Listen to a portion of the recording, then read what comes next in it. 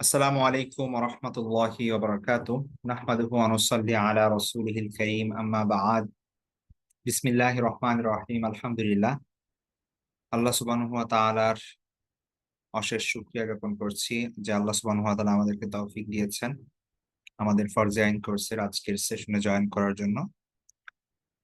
আমাদের আজকে 17তম সেশন এবং আমাদের আজকে টপিক হচ্ছে ইসলামী দণ্ডবিধি ও উত্তরাধিকার সম্পত্তি সংক্রান্ত বিধিবিধান। খুবই গুরুত্বপূর্ণ দুটি টপিক। তো আজকে আমরা মূলত আমাদের ক্লাসে দেখবো যে ইসলামী দণ্ডবিধি সংক্রান্ত প্রাথমিক ধারণা নিব। আহ দণ্ডবিধি মূলত যেটাকে মানে কি বলে আপনার ক্রিমিনাল কোড বলা হয়, অথবা যে পানিশমেন্ট গুলো ইসলামে আল্লাহ সুবহানাহু ওয়া তাআলা কোরআনের মধ্যে বর্ণনা করেছেন, এবং যেই পেনাল কোড আহ ইসলামী শরিয়াতে স্বীকৃত, সেটা হচ্ছে ইসলামী দণ্ডবিধি। আমরা একটু পরে পরিচয় নিব। তো এখানে এই শাস্তির কতগুলো প্রকার আছে। একটা টার্ম আছে হদ, যার বহুবচন হচ্ছে হুদুদ। তো এইটা কি জিনিস, ইসলামী বিচার ব্যবস্থার ইসলামী বিচার ব্যবস্থার যে বৈশিষ্ট্য, সেই বিষয়গুলো নিয়ে আলোচনা করবো ইনশাল্লাহ। তারপরে এই টপিকটার পরে আমরা আরেকটা টপিক, সেটা হচ্ছে উত্তরাধিকার সম্পত্তি। অর্থাৎ একজন মৃত ব্যক্তি যে সম্পত্তি রেখে যায়, সে সম্পত্তি আসলে কি হবে, কিভাবে সেই সম্পত্তি বন্টিত হবে, বা সেই সম্পত্তি দিয়ে কি করা হবে, সেই সংক্রান্ত ইসলামের সুস্পষ্ট নির্দেশনা রয়েছে। তো এই বিধানগুলো আমরা জানার চেষ্টা করব, আর হচ্ছে এই সংক্রান্ত প্রাসঙ্গিক কিছু বিষয় আজকে ডিসকাস করা হবে ইনশাল্লাহ। তো দুইটা বিষয় খুব হট টপিক, মানে আধুনিক সময় খুব বার্নিং ইস্যু, যে বিষয়গুলো নিয়ে অনেক বেশি সমালোচনা হয়। ইসলামের যে বিষয়গুলো নিয়ে বিশেষ করে নাস্তিক, সেকুলার, ইসলাম বিদ্বেষী যারা আছে, তারা ইসলামকে সমালোচনার মনে করে যে বিষয়গুলোর মাধ্যমে, সেগুলোর মধ্যে এই দুইটা খুবই অন্যতম। ঠিক আছে। তো প্রথমেই কিছু বিষয় বলে রাখি, তারপরে ক্লাস শুরু করি। ক্লাস অলরেডি যদি শুরু হয়ে গিয়েছে, তো শুরুতে ভূমিকা স্বরূপ কিছু বলা দরকার। সেটা হচ্ছে যে দেখুন, মানুষ মানুষের চোখের পাওয়ার অনুযায়ী মানুষ দেখতে পায়। ঠিক আছে। আপনার দৃষ্টি যত তীক্ষ্ণ, আপনি তত দূরে দেখবেন, তত ভালো করে দেখবেন। আর কারোর দৃষ্টি যদি বোথা হয়, আর যদি তার চোখে সমস্যা থাকে, তাহলে সে কম দেখবে, এটাই স্বাভাবিক। ঠিক আছে। তেমনি ভাবে আপনার চোখে যদি চশমা থাকে, সেই চশমার কালার অনুযায়ী আপনি জিনিসগুলো দেখবেন, তাই না? আপনি যখন লাল রঙের চশমা নিবেন, তখন সবকিছু আপনার কাছে লাল মনে হবে, পৃথিবীটাকেই লাল মনে হবে। সাদা জিনিসের দিকে তাকালে আপনার লাল মনে হবে। আবার আপনার চোখে যদি কালো চশমা থাকে, তাহলে সবকিছু অন্ধকার অন্ধকার দেখবেন। দিনের আলো ফকফকে সবাই সাদা দেখলেও আপনি দেখবেন অন্ধকার, এটাই স্বাভাবিক। তো আমরা মানুষ হিসেবে আমাদের ব্রেইন যেভাবে কাজ করে, সেটা কখনোই নিরপেক্ষ না। আপনি যে সমাজে বাস করছেন, যেই লেখাপড়ার মাধ্যমে আপনার শিক্ষা হচ্ছে, যে মানুষজন আপনার চারপাশে ঘুরছে, এই সব কিছুর মাধ্যমে আপনি প্রভাবিত। ঠিক আছে। তো যার কারণে আপনার সমাজ যেভাবে ভাবছে, আপনিও সেই চিন্তার বাইরে যেতে পারেন না। আপনি সমাজের চশমা দিয়ে আপনি দুনিয়াটাকে দেখেন। এটা সবার ক্ষেত্রে সত্য। এই এই শৃঙ্খল থেকে বের হতে সবাই পারে না। ঠিক আছে। তো আপনার চোখে কোন লেন্স আছে, তার উপর ডিপেন্ড করছে যে আপনি আসলে কি দেখবেন। ঠিক আছে। তো ইসলামের দিকে তাকিয়ে কেউ দেখতে পাচ্ছে শান্তি, তার মুক্তির পথ। আবার কেউ দেখতে পাচ্ছে যেটা হচ্ছে শৃঙ্খল, এটা হচ্ছে আহ সকল কি বলে খারাপ, খারাপই এখানে। ঠিক আছে। তো যার কারণে কেউ ইসলামের পক্ষে কথা বলছে, কেউ ইসলামের বিপক্ষে কথা বলছে। তো এটা হচ্ছে পার্সপেক্টিভ, কোন লেন্স চোখে নিয়ে আমরা ঘুরছি তার উপর ডিপেন্ড করছে। তো ইসলামের শত্রু যারা আছে, যারা মূলত মানবতার শত্রু এবং মানে শয়তানের সাঙ্গপাঙ্গ, যারা, যাদেরকে শয়তান পাগল করে দিয়েছে এবং দুনিয়ার নেশায় ডুবিয়ে দিয়েছে এবং দুনিয়ার বাইরে যারা চিন্তা করতে পারে না, সেই কালচার, সেই সংস্কৃতির মানুষ যারা, তারা সব সময় চাইবে যে তাদের চোখে যে চশমা আছে সেই চশমাটা সবাইকে পরাতে। সেটা মিডিয়ার মাধ্যমে হোক, এডুকেশন সিস্টেমের মাধ্যমে হোক, রাষ্ট্র ব্যবস্থার মাধ্যমে হোক, অর্থ ব্যবস্থার মাধ্যমে হোক, যে কোনো ওয়েতে।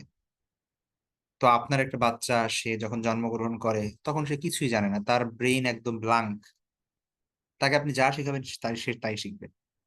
কিন্তু সে একটু বড় হচ্ছে, সে স্কুলে পড়ছে। তো তার স্কুলের মধ্যে দেখা যাচ্ছে সে একজন ছেলে, তার ক্লাসমেট একজন মেয়ে, সবাই কথা বলছে, হাসাহাসি করছে, একজন আর একজনের সঙ্গে গল্প করছে, দুষ্টুমি করছে। তো তার কাছে এটা নর্মাল। এটা এটা যে একটা ভুল জিনিস, এটা কখনোই তার মাথায় আসবে না।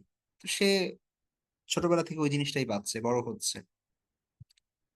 তার বাবা, তার মা, তার ভাই বোন, তার বাবা মা, বাবা কখনো মসজিদে যায় না, তো সে মসজিদে যাওয়াটাকে, এটাকে একটা স্ট্রেঞ্জ বিষয় হিসেবে মনে করবে। তার মা, তার বোন কখনো পর্দা করে না, সুতরাং কেউ বোরকা পরলে তার কাছে মনে হবে এটা আবার কি জিনিস। ঠিক আছে, কারণ তার চোখে ওই চশমা আছে।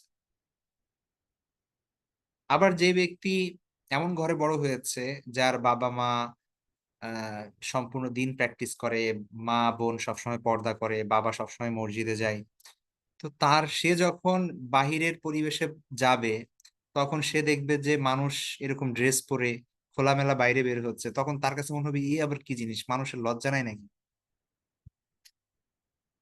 তো এই সব কিছু ডিপেন্ড করছে আমাদের চোখে কি চশমা আছে, আমাদের ব্রেইনের মধ্যে মানে কোন জিনিসটা দেওয়া আছে, সেট আপ করা আছে তার উপর। তো আমাদের শিক্ষা ব্যবস্থা, আমাদের সমাজ, মিডিয়া, টিভি, সোশ্যাল মিডিয়া, পত্রপত্রিকা, বই পুস্তক, পাশের মানুষজন, সোসাইটি, এই সব কিছুর মাধ্যমে আমাদের মূলত আমাদের প্রতিনিয়ত আমাদের হচ্ছে, মানে গ্রোথ হচ্ছে। এটা হয় পজিটিভলি অথবা নেগেটিভলি। ঠিক আছে। তো যার কারণে আপনি আজকে সমাজে দেখতে পাচ্ছেন যে এত ইসলাম বিদ্বেষ, মানুষ বোরকাকে ভালো চোখে দেখতে পাচ্ছে না, তারপরে হচ্ছে ইসলামী বিধিবিধানকে ভালো করে দেখছে না, ইসলামকে একটা সেকেলে বর্বর, আহ, বর্বরতার ধর্ম মনে করা হচ্ছে, মধ্যযুগীয় একটা ধর্ম মনে করা হচ্ছে, যেটা আধুনিক সমাজের সাথে খাপ খায় না। এই যে মানুষগুলো এটা মনে করছে, আসলে এটা তাদের দোষ না। অনেক ক্ষেত্রেই তারা ভুক্তভোগী, বা তারা নিজেরাও জানে না যদিও। তারা রিয়েলি মনে করে যে আসলে বোরকা পরা এটা আবার কি জিনিস, মানুষের চেহারা ঢেকে রাখবে, আপাদমস্তক ঢেকে থাকবে, এটা আবার কি জিনিস। তো তারা নিজেদের কনসার্ন থেকে অনেক সময় বলে, কারণ তারা ওইভাবে বড় হয়েছে। তো এই একটা প্রবলেম। ঠিক আছে। তারাও মানুষকে মুক্তি দিতে যাচ্ছে, মানে ধর্ম নামের যেই শৃঙ্খলা আছে সেখান থেকে। আবার আমরাও যারা ধর্মে বিশ্বাসী বা ইসলামের হুকুম আহকামে বিশ্বাসী, তারাও মানুষকে শয়তানের হাত থেকে মুক্তি দিতে যাচ্ছে, আল্লাহর পথে ফিরিয়ে আনে। তো এই যে ক্লাশ, এই ক্লাশ পূর্বেও ছিল, এখনো আছে, ভবিষ্যতে থাকবে। তো এত কথা এই জন্য বলছি যে আমাদের আজকে যে টপিক দুটো, এই টপিক দুটো খুবই বার্নিং ইস্যু বর্তমান সময়ের। ঠিক আছে। একটা হচ্ছে ইসলামী দণ্ডবিধি আধুনিক সময়ে এসে চুরি করলে চুরির শাস্তি হাত কেটে দেওয়া, জিনা করলে তাকে পাথর মেরে হত্যা করা, এগুলো কল্পনাও করা যায় না। মানে মনে হয় যে এই কি জিনিস, এটা তো সেই মধ্যযুগের বর্বরতা।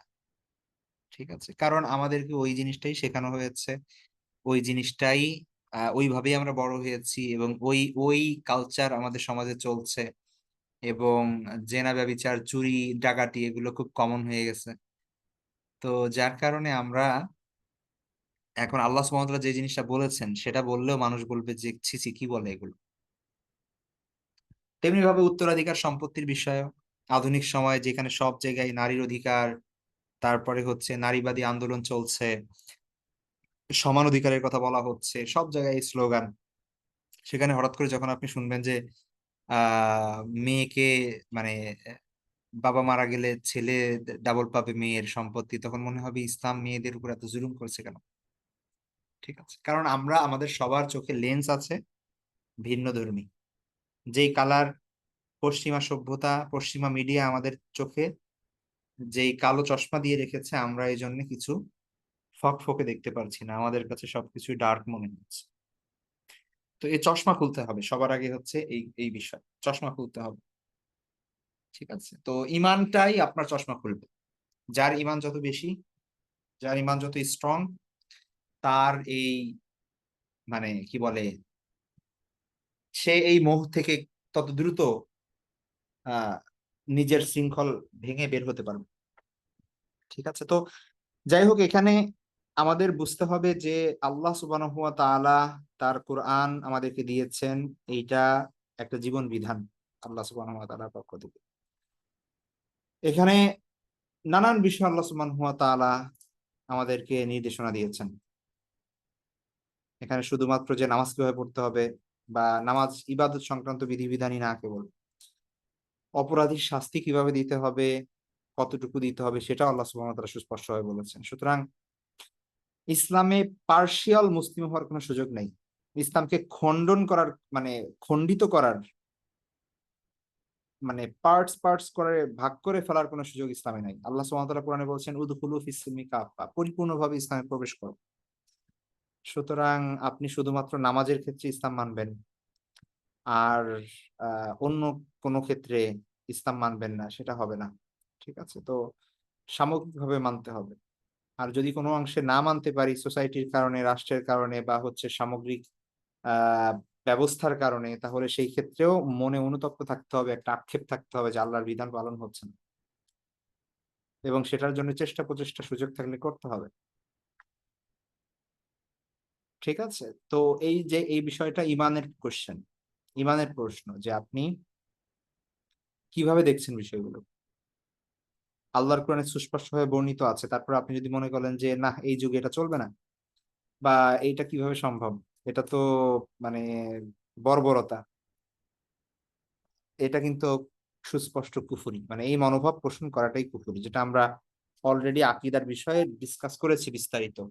ঠিক আছে, তো যাই হোক, ওইদিকে যাচ্ছি না আমরা। আজকে আমাদের টপিক ইসলামী দণ্ডবিধি, মানে পেনাল কোড, আর হচ্ছে উত্তরাধিকার সম্পত্তি বন্টন দৃষ্টিভঙ্গিতে। তো এই দুইটা জিনিস, তো প্রথমত আমরা যদি ইসলামী দণ্ডবিধির বিষয়গুলো যাই, সেটা হচ্ছে যে আমাদের প্রথমত আকীদার জায়গা থেকে এই বিশ্বাস রাখতে হবে যে আমরা যদি একটা সুস্থ সমাজ, একটা শান্তিপূর্ণ সমাজ গড়তে চাই, একটা অপরাধ মুক্ত একটা সমাজ গড়তে চাই, তাহলে আমাদের আল্লাহর যে বিধিবিধান, আল্লাহর যেই নিজাম, আল্লাহর যেই ব্যবস্থা, সেই ব্যবস্থা আমাদের ফলো করতে হবে। আমরা ওই জায়গা থেকে যত দূরে থাকবো, আমরা প্রকৃত শান্তি এবং সমৃদ্ধি থেকেও তত দূরে থাকবো। ঠিক আছে, তো সেই বিশ্বাস লালন করতে হবে আমাদের প্রথমত, এটা আকীদার পার্ট। এবার প্র্যাকটিক্যাল জায়গায় আসি। ইসলামী শরীয়তে যে শাস্তির কথা বলা হয়, সে শাস্তি প্রধানত তিন ধরনের। মেইনলি যদি আমরা মোটা দাগে বিভক্ত করি, তাহলে তিন তিন প্রকার। একটা হচ্ছে বিভিন্ন ধরনের কাফফারা, জরিমানা টাইপের যে জিনিসগুলো।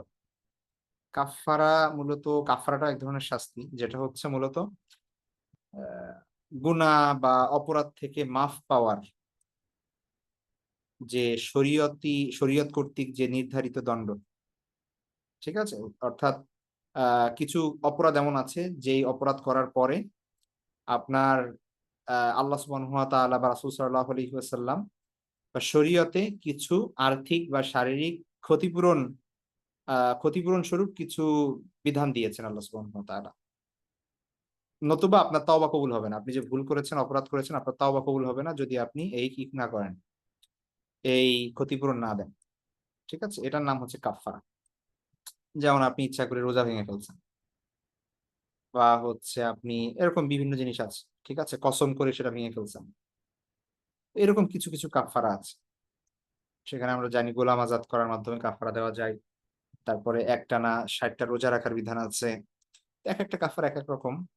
তো সেটা আলাদা ব্যাপার, ওইটা আমাদের মূল টপিক না এখানে। হ্যাঁ, ওইটা হচ্ছে মূলত আল্লাহর সাথে আপনার সম্পর্ক, এবং আল্লাহ বলছেন আমাকে কাফারা দিতে, সুতরাং আপনার কাফারা দিতে হবে, না হলে আপনার তওবা কবুল হবে না। দুনিয়ার বিধিবিধান থেকে এটা একটু বাইরে, ঠিক আছে। এটা না দিলে আপনি এমন না যে জেলে যাইতে হবে বা এরকম কিছু, ঠিক আছে, ওরকম কিছু না। এটা আপনি না দিলে আপনার গুনাহ হবে এবং আল্লাহ আপনাকে তো পাকড়াও করবেন। আর বাকি যে দ্বিতীয় এবং তৃতীয় প্রকারের শাস্তির কথা বলা হয়েছে, সেই দুইটা হচ্ছে আমাদের মূল টপিক আজকে। মেইনলি দ্বিতীয় টপিক হচ্ছে হদ বা কিসাস। কিসাস শব্দটা পরে আসি, মূলত হদ। হদের বহুবচন হচ্ছে হুদুদ। আর হদ শব্দের অর্থ হচ্ছে সীমানা, ঠিক আছে। হদ বা হুদুদ শব্দের অর্থ হচ্ছে সীমানা, মানে গণ্ডি, বেঁধে দেওয়া কোনো গণ্ডি, সীমারেখা, মানে যেটা বাউন্ডারি আর কি, এর বাইরে যাওয়া যাবে না, এরকম কিছু আর কি, ঠিক আছে। তো হদ বলা হয় এমন সব শাস্তি যা আল্লাহ সুবহানাহু ওয়া তাআলা কোরআনের মধ্যে বা রাসূল সাল্লাল্লাহু আলাইহি ওয়াসাল্লাম তার হাদিসের মধ্যে সুস্পষ্টভাবে নির্দেশনা দিয়েছেন, এবং কোরআন এবং হাদিস দ্বারা প্রমাণিত, এবং এগুলো কার্যকর করার দায়িত্ব রাষ্ট্রীয়ভাবে সরকারের, ব্যক্তিগত পর্যায়ে না, ঠিক আছে। এবং এটা সুস্পষ্ট, এইখানে কোনো সরকারের বা বিচারকের নিজস্ব মত দেওয়ার কোনো সুযোগ নেই। যেটা আল্লাহ সুবহানাহু ওয়া তাআলা সুস্পষ্ট ভাবে কোরআনে অথবা আল্লাহ রাসূল সাল্লাল্লাহু আলাইহি ওয়াসাল্লাম সুস্পষ্ট ভাবে হাদিসে যেই শাস্তির কথা বর্ণনা করেছেন, যেটার দায়িত্ব রাষ্ট্রীয়ভাবে সরকারের, এবং বিচারকের বা সরকারের নিজস্ব মত দেওয়ার সুযোগ নাই, এর বিপরীতে যাওয়ার কোনো সুযোগ নেই, ঠিক আছে। তো এই সমস্ত শাস্তিকে বলা হয় হদ বা হুদুদ। আর এই শাস্তি হচ্ছে এমন যেটা আল্লাহ কর্তৃক নির্ধারিত, এটা আল্লাহর অধিকার, মানে এটা কোনো বান্দা ক্ষমা করতে পারে না, ঠিক আছে। এগুলাকে বলা হয় হুদুদ। আর একটা শব্দ এখানে দেখতে পাচ্ছেন, সেটা হচ্ছে কিসাস। কিসাস কাকে বলে? কিসাস বলা হয় যেটা কেউ যদি কাউকে হত্যা করে, তাহলে হত্যার পরিবর্তে যেই হত্যার বিধান, অর্থাৎ যে ব্যক্তি হত্যা করেছে, মার্ডারার, যে খুনি, যে তাকেও কি করা হবে, হত্যা করা হবে। এই হত্যা করাটা, এটা এটা বলা হয় কিসাস। কিসাস শব্দের অর্থ হচ্ছে সমান সমান হওয়া, অর্থাৎ সে যেটা করছে তার পরিবর্তে তাকে সেই শাস্তি দিতে হবে। সে আরেকজনকে হত্যা করছে, সুতরাং তাকেও হত্যা করতে হবে। এই যে বিধান, এই বিধানটাকে বলা হয় কিসাস। হদ, কিসাসটাকে হদের মধ্যে গণ্য করা হয় না, কারণ হচ্ছে হদ যেটা, সেটার মধ্যে কোনো ধরনের পরিবর্তন মানে সম্ভব না। কোনো বিচারকও পরিবর্তন করতে পারবে না, যার সাথে অন্যায় করছে সেও পরিবর্তন করতে পারবে না।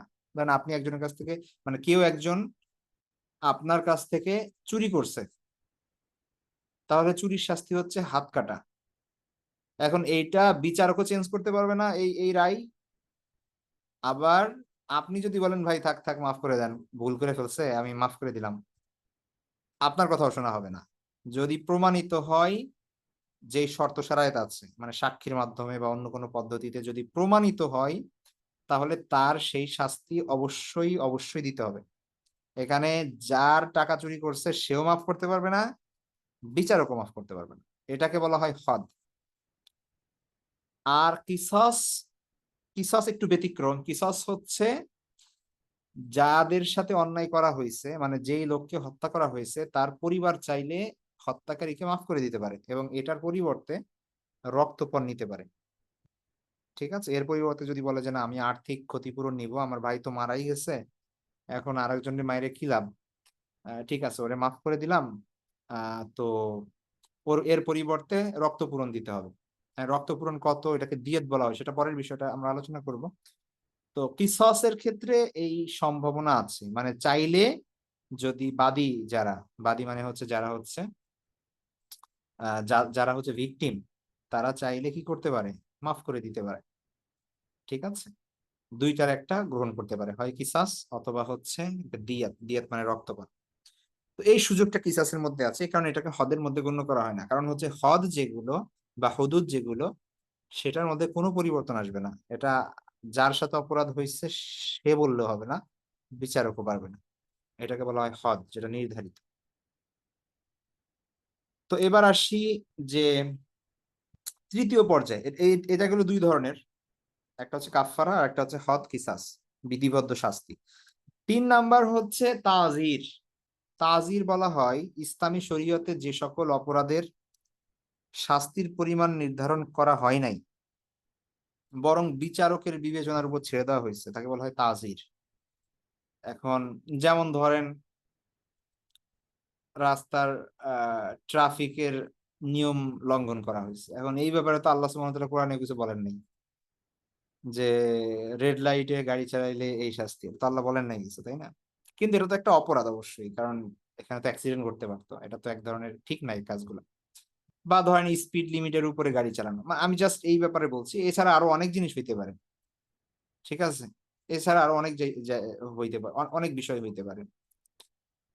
তো অন্য মানুষকে কষ্ট দেয়, রাস্তায় এমন কিছু জোরে জোরে গান বাজনা ছাড়ছে যার কারণে মানুষ কষ্ট পাচ্ছে, ঠিক আছে? অথবা এমন কিছু করে ফেলা, কারোর সঙ্গে ঝগড়া বিবাদ করা, যেটা মূলত যেই অপরাধটা আল্লাহ সুবহানাহু ওয়া তাআলা কোরআনে বলেন নাই, সেই অপরাধের শাস্তি রাসূল সাল্লাল্লাহু আলাইহি ওয়াসাল্লামের কাছ থেকে সুস্পষ্টভাবে প্রমাণিত না। তাহলে এগুলোর কি শাস্তি পাবে না সে? অবশ্যই পাবে, কিন্তু এটা হচ্ছে ডিপেন্ড করছে বিচারকের বিবেচনার উপর, বা যেই রাষ্ট্র সেই রাষ্ট্রের আইনের উপর। তো এই জায়গায় বিরাট একটা জায়গা, মানে হদ তো খুব নির্ধারিত, শুধুমাত্র কয়েকটা জিনিস হদ: চুরির শাস্তি, জিনার শাস্তি, তারপরে হচ্ছে আপনার হত্যা মানে ওই যে কিসাস, আর কয়েকটা জিনিস আছে সেটা আমরা সামনে পড়বো, মদ পান করার, তারপরে এরকম কয়েক কিছু বিষয় আছে যেগুলো হচ্ছে নির্ধারিত। এছাড়া তো হাজার রকমের অপরাধ হইতে পারে, সেই অপরাধ এখন সেগুলো শাস্তি কি হবে সেইটা মূলত রাষ্ট্র ডিসিশন নিবে অথবা বিচারক ডিসিশন নিবে। আহ তো সেইটা ইসলাম এখানে আসলে জোর জবরদস্তি করে নাই যে এটাই করতে হবে ওটাই করতে হবে। সেখানে জেলেও দিতে পারে, আর্থিক জরিমানা হইতে পারে, বা তাকে দিয়ে কোনো কাজও করাইতে পারে, বিভিন্ন রকমের শাস্তি হইতে পারে এখানে আর কি। হ্যাঁ, শারীরিক শাস্তি হইতে পারে, আর্থিক শাস্তি হইতে পারে। তো এইটাকে বলা হয় তাজির। এবং এই ক্ষেত্রে দেখা যাচ্ছে যে সুপারিশ টুপারিশও গ্রহণযোগ্য অনেক ক্ষেত্রে, ঠিক আছে? তো কিন্তু হদের ক্ষেত্রে কোনো সুপারিশ গ্রহণযোগ্য না, যেটা আছে সেটাই। তো এইটা হচ্ছে তাজির বলা হয় এটা। এবং এইটার ক্ষেত্রে অনেক ব্যাপক, ঠিক আছে? এটার ক্ষেত্রে অনেক ব্যাপক।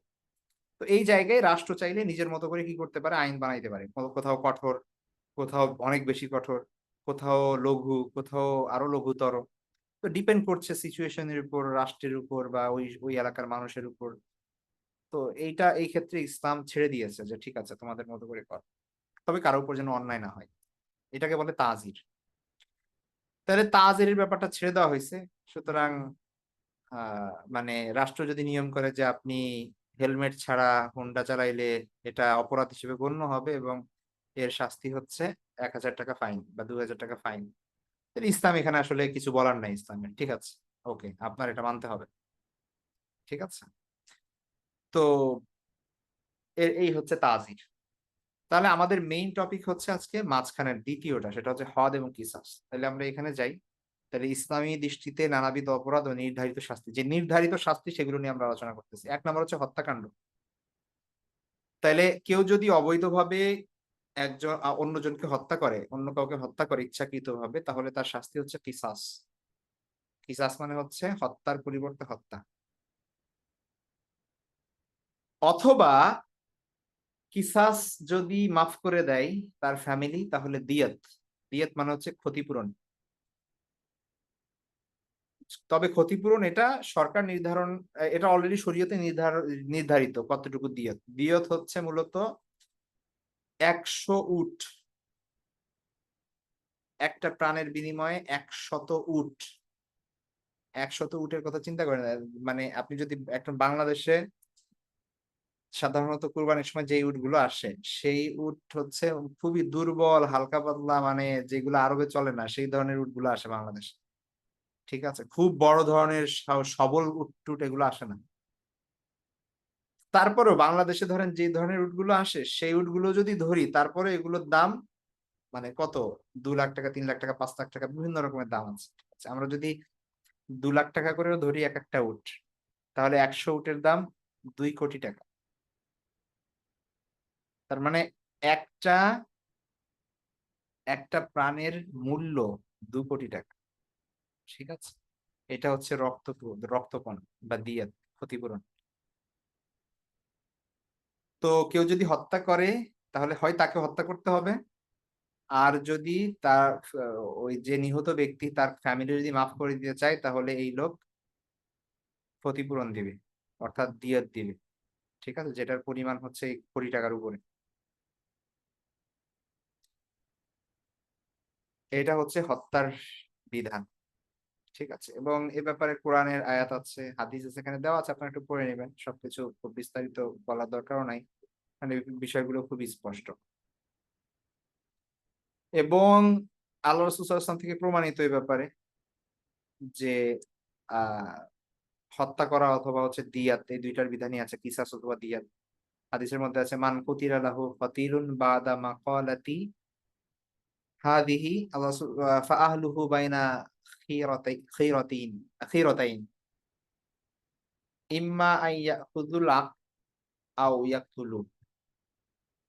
বলতেছে যে আমার এই কথার পর রাসূল সাল্লাল্লাহু আলাইহি ওয়াসাল্লাম যখন ঘোষণা দিয়েছেন, তার সেই কথার পর থেকে কোনো ব্যক্তিকে যদি হত্যা করা হয় তাহলে তার ওয়ারিশরা দুটি অধিকার পাবে, দিয়াত গ্রহণ করবে অথবা হত্যাকারীকে হত্যা করবে।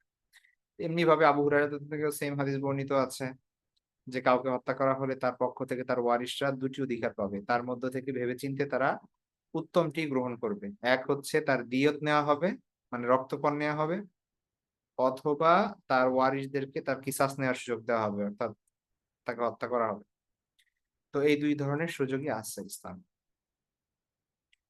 আচ্ছা, এ ধরনের আরো হাদিস, এক ধরনের হাদিস এখানে, একই ধরনের হাদিস এখানে আরো কয়েকটা আছে যেগুলো আহ সহিহ হাদিস অনেকগুলোই আছে, সুতরাং এগুলো পড়ে নিলে হবে পরে। আচ্ছা, এটা গেল 1 নাম্বার, যেটা হচ্ছে মৃত্যুদণ্ড, হত্যাকাণ্ডের বিচার। দ্বিতীয়ত হচ্ছে জিনা, ব্যভিচার। এখন ব্যভিচারের সঙ্গে যুক্ত যারা, বা যারা এই বিবাহ বহির্ভূত সম্পর্কে মানে শারীরিক সম্পর্কে লিপ্ত হয়েছে যারা, দুই ধরনের হইতে পারে, এক হচ্ছে বিবাহিত আর এক হচ্ছে অবিবাহিত। তাহলে যদি অবিবাহিত হয় তাহলে তাদের শাস্তি নির্ধারণ করা হয়েছে যে আয-যানিয়াতু ওয়াজ-যানি ফাজলিদু কুল্লা ওয়াহিদিন মিনহুমা মিআতা জালদা, 100 চাবুকের আঘাত, 100 দৌড়া মারা হবে। ঠিক আছে, 100 বেত্রাঘাত করা হবে প্রত্যেককেই, জিনাকারী জিনাকারিনী উভয়কেই। তো সুস্পষ্ট কোরআনের আয়াত, এখানে আসলে অন্য কোনো কিছু ব্যাখ্যা করারও দরকার নাই, সুস্পষ্ট কোরআনের আয়াত। তো এটা হচ্ছে অবিবাহিত হয় যদি। আর যদি বিবাহিত হয় তাহলে তার শাস্তি হচ্ছে যে রজম করা, অর্থাৎ পাথর মেরে হত্যা করা। নারী এবং পুরুষের একই একই বিধান, এখানে আলাদা কোনো কিছু। ঠিক আছে, যেটা কোরআনে এসেছে এবং আল্লাহ রাসূল সাল্লাল্লাহু আলাইহি ওয়াসাল্লামের সরাসরি আমল দ্বারা সেটা প্রমাণিত। তিনি নিজে হুকুম দিয়েছেন রজম করার, এবং সাহাবীরা রজম করেছেন মদিনায়। তো সুতরাং এ ব্যাপারে কোনো সন্দেহ নাই। বাকি এখানে কথা হচ্ছে যে এগুলো শর্ত সারায়ত আছে, মানে একজনের বিরুদ্ধে অভিযোগ আসলো যে সে জিনা করছে আর তাকে ধরে যে আহ হত্যা করে ফেলা হবে, ব্যাপারটা এরকম না। এটা প্রমাণিত তো হওয়া লাগবে, এবং প্রমাণিত হওয়ার জন্য শর্ত সারায়ত আছে। ঠিক আছে, অর্থাৎ 4 জন সাক্ষী লাগবে, যেই 4 জন সাক্ষী সরাসরি এই দুই ব্যক্তিকে কি করতে, জেনা করতে দেখেছে, নিজের চোখে জিনা করতে দেখেছে, এবং শুধু এক ঘর থেকে বের হইছে, বা একটা ঘরে ঢুকছে তারা, বা দুইজনকে একই খাটের উপর দেখছে, এরকম হলে হবে না। মানে জাস্ট আমি একটু মানে করার জন্য বলছি এখানে এ ব্যাপারে বা আমাদের এই ব্যাপারে একটু ধারণা থাকা লাগবে যে ইসলামের বিধান আসলে আমাদের কাছে হয়তো মনে হয় যে হায় আল্লাহ, এরকম জাস্ট মানে জিনা করার কারণে মেরে ফেলতে হবে। অনেক সময় চিন্তা আসতে পারে আমাদের মধ্যে। কিন্তু মানে ইসলামের বিধানগুলো এমন, আল্লাহ সুবহানাহু ওয়া তাআলা আসলে এমন ভাবে দিয়েছেন যে এইটার শাস্তির ভয়ে মানুষ জিনা থেকেও দূরে থাকবে। আবার কেউ যদি বাই চান্স ভুলে এই কাজ করেও ফেলে, তাইলে এটা ইমপ্লিমেন্টেশনও অনেক একটা টাফ ব্যাপার। ঠিক আছে? মানে ৪ জন সাক্ষী লাগবে যারা সরাসরি দেখেছে, এবং আল্লাহ রাসূল সাল্লাল্লাহু আলাইহি ওয়াসাল্লাম হাদিসের মধ্যে সুস্পষ্ট এভাবে বলেছেন যে সুরমা দানির মধ্যে যেভাবে সুরমার শলাকা প্রবেশ করে, এমন ভাবে দেখতে হবে। ঠিক আছে? জাস্ট অনুমান করলে হবে না। ধরেন ৩ জন ব্যক্তি দেখছে সরাসরি, কাজ হবে না। এরা যদি মুখ খোলে এদেরকে বেত্রাঘাত করতে হবে উল্টা। ব্যাপারটা এতটা সিরিয়াস। ৪ জন দেখতে হবে। ৩ জন যদি বলে যে আমরা দেখছি, তাহলে এই ৩ জনকে মারা হবে উল্টা। অপবাদের দায় দেওয়া হবে। কারণ ওরা প্রমাণ করতে পারে নাই। প্রমাণ হবেই ৪ জনের মাধ্যমে। তো ব্যাপারগুলো একটু জটিল। তো ব্যাপারটা এরকম যে কেউ যদি একদম রাস্তাঘাটে এসে খোলামেলা মানে এই ধরনের না করে, তাহলে এটা আসলে ধরাও মুশকিল। এটা আসলে বাস্তবায়ন হওয়াটাই কঠিন। ঠিক আছে? তো এটা আসলে আল্লাহর মানে রহস্য। ঠিক আছে? ইসলামের ইতিহাসে যদি আপনি খুব ভালো করে ঘাটাঘাটি করেন, আ এইটার মানে আল্লাহ রাসূল সাল্লাল্লাহু আলাইহি ওয়াসাল্লামের সময়ও যাদেরকে শাস্তি দেওয়া হয়েছে, তারা নিজেরা এসে বলেছে যে, "আমি জিনা করেছি, আমাকে শাস্তি দেন।" তারপরে আল্লাহ রাসূল সাল্লাল্লাহু আলাইহি ওয়াসাল্লাম তাদেরকে শাস্তি দিছেন। তারপরেও মানে এটা অনেক কাহিনী আছে। কিন্তু এটা প্রায় অসম্ভব যে কাউকে দেখা হবে, তারপরে তার বিরুদ্ধে এরকম ঠিক আছে? মানে ইসলামের বিধানগুলো এমন যে এখানে আসলে আ শাস্তি দেওয়াও লাগবে না, আবার হচ্ছে সমাজও ঠিক হয়ে যাবে। মানে চমৎকার একটা বিষয়। এটা আসলে অনেক স্টাডি না করলে বিষয়গুলো বুঝে আসবে না। ঠিক আছে? তো আবার কেউ যদি দেখেও ফেলে আরেকজনকে, তাহলে ইসলাম বলতেছে তুমি তোমার ভাইয়ের দোষ গোপন করো। তাকে সুযোগ দাও। তাইলে আল্লাহ তোমার দোষ গোপন করবে।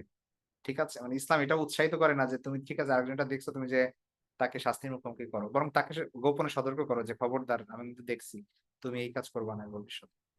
তো এখানে আরকি চারিদিক থেকে যদি বিষয়টা জাজ করা হয়, তাহলে দেখা যাবে যে ইসলামের আইনগুলো আসলে কতটা চমৎকার।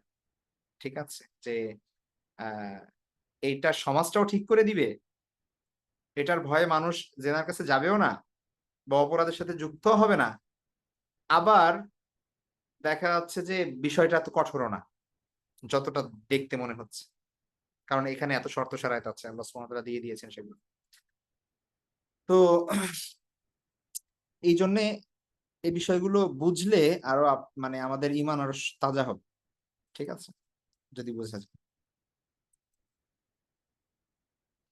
তো তারপরে যদি যাই, তাহলে আ পরে হচ্ছে সমকামিতার শাস্তি মৃত্যুদণ্ড। এটা আ আমরা নূহ আলাইহিস সালামের জাতির কথা জানি যে তাদেরকে ধ্বংস করে দেওয়া হয়েছিল সমকামিতার জন্য। এবং এ ব্যাপারে কিছু ইখতিলাফ আছে। তবে অধিকাংশ স্কলারের মত এটা যে অগ্রাধিকার মত হচ্ছে যে স্বেচ্ছায় কেউ যদি সমকামিতায় লিপ্ত হয়, তাহলে তাকে তরবারির আঘাতে শিরশ্ছেদ করতে হবে। মানে মৃত্যুদণ্ড। আল্লাহ রাসূল সাল্লাল্লাহু আলাইহি ওয়াসাল্লাম থেকে একটা হাদিসও আছে যেখানে তিনি বলেছেন, "মান ওয়াজাদতুমুহু ইয়ামালু আমালা কওমি লুতিন ফাকতুলুল ফাইলা ওয়াল মাফউলা বিহি।" তোমরা যদি এমন কাউকে পাও যে কি করতেছে, লূত আলাইহিস সালামের সম্প্রদায়ের ন্যায় কাজ করতেছে, মানে হচ্ছে সমকামিতায় লিপ্ত, তাহলে উভয়কেই হত্যা করে ফেলো। আচ্ছা। তারপরের যেটা সেটা হচ্ছে জিনার মিথ্যা অভিযোগ। কোন সতী নারীর প্রতি যদি মিথ্যা অপবাদ আরোপ করা হয় তার মান-সম্মান নষ্ট করার জন্য, ঠিক আছে? তাহলে এই যে অপবাদদাতা, তাকে কেউ যদি ধরেন বলল যে অমুকে জিনা করছে, ঠিক আছে? এখন এই যে কথাটা বলল, হয় সে সত্যিই জিনা করছে অথবা করে নাই। যদি সত্যিই জিনা করে থাকে, তাইলে ঠিক আছে এই লোকের সাক্ষী উপস্থিত করতে হবে ৪ জন। যদি সে সরাসরি ৪ জন সাক্ষী উপস্থিত করতে না পারে যারা সরাসরি দেখছে, তাহলে এই লোক মিথ্যাবাদী হিসেবে প্রমাণিত হবে এবং তাকে শাস্তি হিসেবে ৮০ টি বেত্রাঘাত করা হবে। ঠিক আছে? ওয়াল্লাযীনা ইয়ারমুনাল মুহসানাতি সুম্মা লাম ইয়াতু বিআরবাআতি শুহাদা ফাজলিদুহুম সামানিনা জালদা। কোরআনের আয়াত, সূরা নূরের 24 নম্বর আয়াত, সরি 4 নম্বর আয়াত। তো যেখানে বলা হচ্ছে যে, এবং যারা, যেই সকল ব্যক্তি সতীসাধ্বী নারীর প্রতি ব্যভিচারের অপবাদ দেয় এবং তারা 4 জন প্রত্যক্ষদর্শী সাক্ষী হাজির করতে পারে না, তাদেরকে ৮০টা বেত্রাঘাত কর। এবং এদের ভবিষ্যতে এদের কথা কোনোদিনও গ্রহণযোগ্য হবে না। মানে কোনো সাক্ষী তাদের আর ভবিষ্যতে এরা সাক্ষী হিসেবে মানে ডিসকোয়ালিফাইড হিসেবে বিবেচিত হবে। ঠিক আছে? তো সুতরাং একটা ইসলামিক সমাজে আহ সেখানে মানে সবাই নিজেকে নিয়েই মূলত কনসার্ন থাকবে। ঠিক আছে? আরেকজন কি করতেছে না করতেছে, এটা কখনোই, এই যে আমরা এখন দেখি যে ফেসবুকে কত গুজব, তারপরে ভাইরাল জিনিস, এগুলো কখনোই হবে না, সম্ভবই না। প্রত্যেকটারই জবাবদিহিতা করতে হবে। ঠিক আছে? সে যদি মানে আরেকজনের নামে গুজব ছড়ায়, তাহলে এটার জন্য তার শাস্তি পেতে হবে। কারণ এর কারণে অন্যের মান সম্মান নষ্ট হচ্ছে। ঠিক আছে? তো তারপরে হচ্ছে মদ পান এবং নেশা, মানে নেশা জাতীয় দ্রব্য পান করা, সেবন করা, এ ধরনের যে বিষয়, সেটার জন্য কিছু ইখতিলাফ আছে স্কলারদের মধ্যে, তবে অধিকাংশ স্কলারের মতে ৮০টি বেত্রাঘাত করা। কোন কোন বর্ণনায় ৪০টার কথা, কোন কোন আলেমের মতে ৪০টা, কিন্তু এটা কয়েকটা হাদিসের মধ্যে আমরা পাই যেখানে ৮০টি বেত্রাঘাতের কথা বলা হয়েছে, মানে যেখানে সাহাবীদের আমল আছে। ওমর রাদিয়াল্লাহু আনহুর সময় ৮০টি বেত্রাঘাত করা হতো। ঠিক আছে? তো এই যে একটা হাদিস আছে যে, উতিয়া বি রাজুলিন ইনদান নবী সাল্লাল্লাহু আলাইহি ওয়াসাল্লাম কদ শারিবাল খামর ফাজালাদাহু বিজারিদাতাইন নাহু 40 ফাআলাহু আবু বকর ফালাম্মা কানা উমারু ইস্তাশারা নাস ফাকালা আব্দুর রহমান ইবনে আউফ আখাফুল হুদুদি 80 ফাআমারা বিহি উমার। আনাস ইবনে মালিক থেকে একটা বর্ণনা আছে রাসূল সাল্লাল্লাহু আলাইহি ওয়াসাল্লাম থেকে, যে একবার এক লোককে নিয়ে আসা হলো আল্লাহ রাসূল সাল্লাল্লাহু আলাইহি ওয়াসাল্লামের কাছে, যে মদ পান করছে। তো পরে তাকে আল্লাহ রাসূল সাল্লাল্লাহু আলাইহি ওয়াসাল্লাম খেজুরের ডাল দিয়ে, মানে পাতাবিহীন 2টি খেজুরের ডাল দিয়ে 40টি বেত্রাঘাত করেন। ঠিক আছে? পরবর্তীতে আবু বকর রাদিয়াল্লাহু আনহু এই শাস্তি বহাল রাখছেন। যখন ওমর রাদিয়াল্লাহু আনহুর সময় আসলো, তখন তিনি পরামর্শ করলেন সাহাবায়ে কেরামের সঙ্গে। আব্দুর রহমান ইবনে আউফ রাদিয়াল্লাহু আনহু বললেন যে, আমি আল্লাহ রাসূলের কাছ থেকে শুনেছি, বা তিনি বললেন যে সর্বনিম্ন হদ হচ্ছে ৮০টি বেত্রাঘাত, এর নিচে কোনো হদ নাই। তো তখন ওমর রাদিয়াল্লাহু আনহু ৮০টি বেত্রাঘাতের নির্দেশ দিলেন। তো এই হাদিসের থেকেই মূলত 2টা দলিল আছে এখানে। কেউ কেউ এখানে বলেন যে, যেহেতু আল্লাহ রাসূল সাল্লাল্লাহু আলাইহি ওয়াসাল্লামের সময় 40টি বেত্রাঘাত করা হয়েছে, এই কারণে ইসের আপনার মদ পানের শাস্তি হচ্ছে 34টি বেত্রাঘাত। আর কেউ কেউ বলেন যে ওমর রাদিয়াল্লাহু তাআলার সময়ে থেকে ৮০টি চলে আসছে, এবং সাহাবায়ে কেরাম বলেছেন যে ৮০টির নিচে কি নাই, কোনো হদ নাই, সুতরাং ৮০টি। তো এখানে মজার একটা বিষয় হচ্ছে, এই হাদিসের মধ্যেই মূলত দেখেন, আপনারা যদি দেখেন, খেয়াল করেন, তাহলে হাদিসের মধ্যেই আছে যে আল্লাহ রাসূল সাল্লাল্লাহু আলাইহি ওয়াসাল্লামের সময় যে 40টা বেত্রাঘাত করা হয়েছে, এটা কিন্তু 2টা খেজুরের ডাল দিয়ে।